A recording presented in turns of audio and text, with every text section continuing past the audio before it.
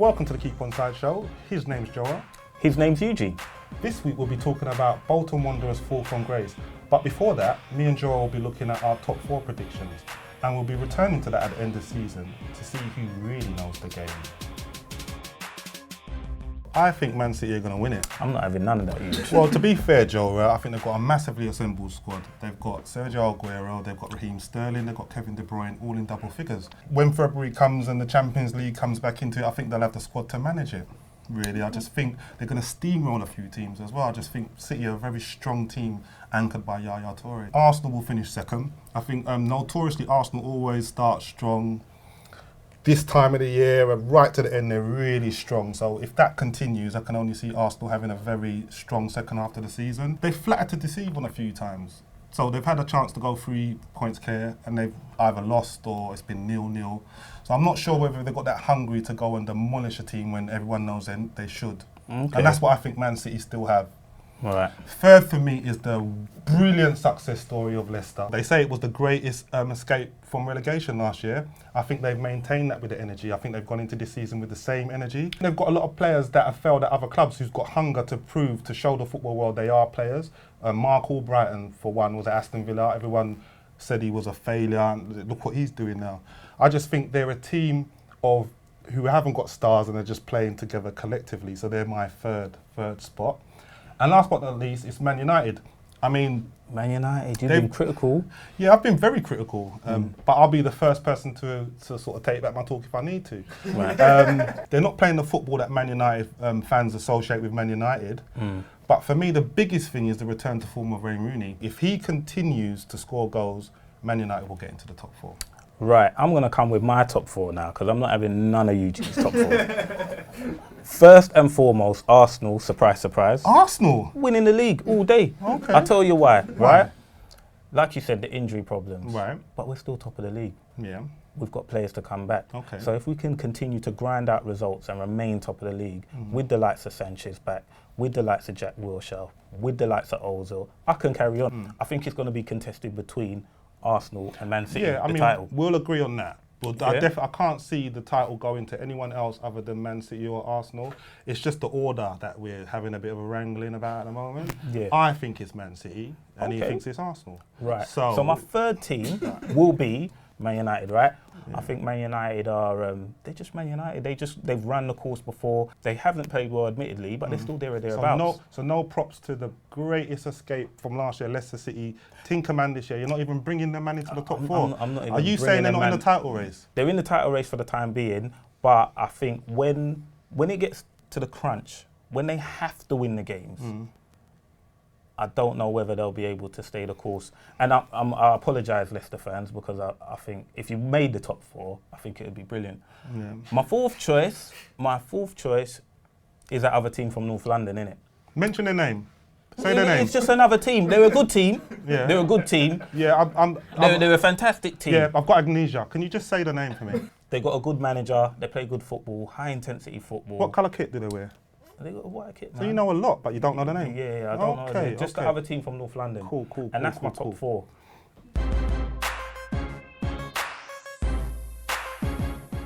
So, choices for relegation. I'm going with Aston Villa. They've sold a lot of players. Okay. I don't think they've replaced those players with the qualities needed to escape relegation. I mean, they got rid of Benteke, didn't they? And Yep. they got rid of Fabian Delph. Tom Cleverley And Ron Vlaar. we spoke about Aston Villa in one of our shows. Yep. And to be fair, you was the one that was talking cautious and saying we need to give Tim I Sherwood a bit of know, time. just carry on. You know, you said it, so fair play to you there. And it's almost come through.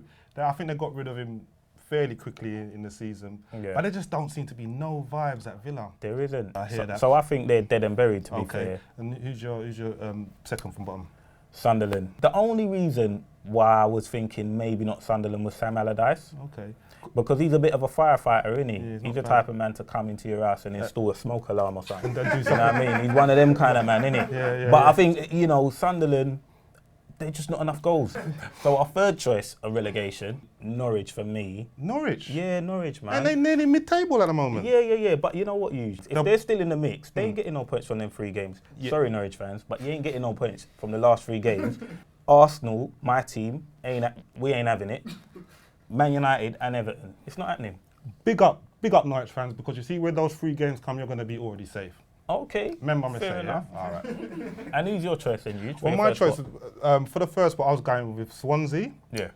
The reason why I'm going with Swansea, Joe, is that they've obviously got rid of their manager earlier days, and they've not had a lot of good performers. I think probably Ashley Williams at central defence has been one of their good performers this year. Yeah. They sold John Joe Shelvey, Big player, man. who, by the way, Newcastle plays Swansea, I think, sometimes in April, and I think I'm going to go to the bookies. Yeah? Yep. Because I think John Joe Shelvey is going to top bins one. Okay, yeah, So that's a good shout. that's how he's actually going to top bins one, and he's going to run. Remember when he pointed at Fergie? He's going to run and point to the Swansea lot. You know what, right? I think, nah. Swansea have got too much quality. I know they've been poor, but they've got too much quality for me, man. Swansea and Newcastle are coming out. They won't be relegated. I think you're going to be sleeping and you're going to see this finger. Just like that. And that's our tips for relegation. This week we're going to be introducing a new segment to the Keep Onside show called Can Cads Do It? Each week we're going to be asking Cadell to do a different set of skills. This week we asked him to do the dizzy penalty. Joe, have you heard of the dizzy penalty at all? Yeah, it's quite big online, Huge. Okay, let's see how Cadell got on.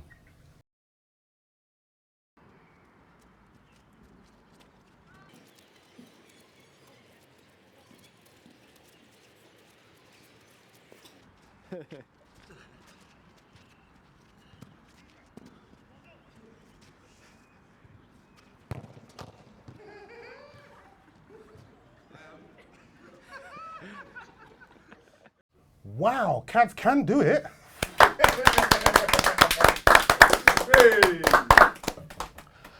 Please remember, if you've got any more tricks or skills you'd like Cadell to do, please contact us at the Keep Onside Show, #KTG, and make them more difficult, because Cadell done that a bit easy. Well, now we're going to talk about Bolton Wanderers. We can't let the show go on, Huge, without mentioning a club that is currently in dire straits at the moment. They're practically going to be wound up. They owe the FA £172 million for a breach of financial fair play rules. So they've obviously been overspending and buying lots of players that they shouldn't have. But I mean, it was only a few years ago, Joe, they had the likes of Gary Cahill and JJ Okocha in their team. They were a big Premiership side. Ida Good-Johnson, Ivan Campo, those 2 players alone have played for Real Madrid and Barcelona, respectively. So I think it's a classic example of clubs, when they're in the Premiership, doing almost too much, buying loads of players, and then when it doesn't work out, they have a massive fall from grace. It's just the pressure of success, isn't it? It's fans, it's everyone's demanding it, and what's happening is clubs are going out and not cutting their cloth accordingly. And I think the worst thing really is Fabrice Mwamba, who obviously unfortunately had a cardiac arrest playing for Bolton. He's recently come out and said that they're not showing enough fight. Now, for someone who almost lost his life on the pitch to come out and say that the current players are not showing enough fight, that's alarm bells. Yeah, it's pretty damning. It's pretty damning, isn't it? Yeah. So if they don't get maybe a sugar daddy or someone with a lot of money to come in and save the club, it's going to either be that or sell all of their current assets that they've got at the club at the moment. Less than a month, they've got to go back to the courts, and let's just hope, fingers crossed, that they reach some resolvement, because we don't want to see football clubs going out of business. Maybe it's a warning sign for clubs just to spend within your means. Definitely. Speaking about spending within your means, there's another big club in the Championship that really and truly should be vying for promotion in QPR. QPR. Yeah. We're going to go down to QPR and see what the fans think. Following our discussion regarding Bolton Wanderers, we've come down to West London to catch up with the Queen's Park Rangers fans. With Jimmy Floyd Hasselbaink at the helm, we've come down to check out the vibe. Would you have wanted a manager with more experience of getting clubs out of this division? No, absolutely not. Jimmy Floyd Hasselbaink is spot on for me. Up and young coming manager who's on his way up, he's building his career. I want him to build team. I want him to build new squad, new young players, hungry to play. Young manager, he's hungry. But we should have been doing this, a few years ago. He's better than last manager. He's won more games. But I don't think they get promoted this season.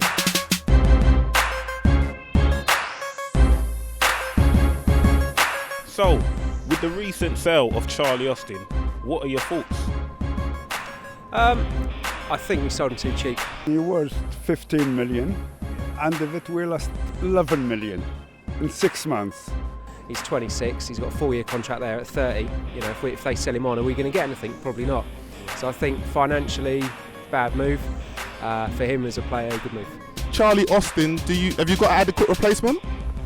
Not at the moment. Not at the moment at all. Any youngsters that we should be looking out for at QPR? Not that I know of, anyway. Not that I know of.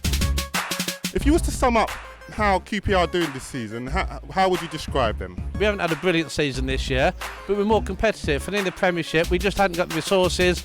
Behind the scenes weren't very good, and we won't be able to compete. And there's nothing more depressing than watching your team lose week after week. We can stay up this year, consolidate, add to the squad in the summer, not panic with the manager, keep with him, let him do his job, not having a pop at anyone in particular there, but and maybe have another look next year. Critic to board is spending all money, but we got nowhere. How's business? Bit quiet now we're in the Championship. We'd hope to get back in the Premiership, obviously for business reasons and for the club. To get more fans come down. I mean, always a sellout. Now we've struggled to get a sellout. So we do need that Premiership football back, not just for my business, for QPR as well. So that money really, I wish it hadn't have happened. I wish we just stayed as what we were rather than trying to get big time. Doesn't matter where talent from, long he want to wear this kit and he want to play for QPR. Oh, well, all the best for the future, and thanks for talking to us on the Keep Onside Show. Thank you. Cheers, thank you. Keep Onside Show with the QPR fans. And that's all we've got time for today. But as always, you can contact us at the Keep Onside Show, #KTG. And before we go, we'd like to pay our respects to longtime Man United fan David Bowie. Music inspired a lot of people, and we'd just like to pay our respects. Rest in peace, David Bowie. R.I.P.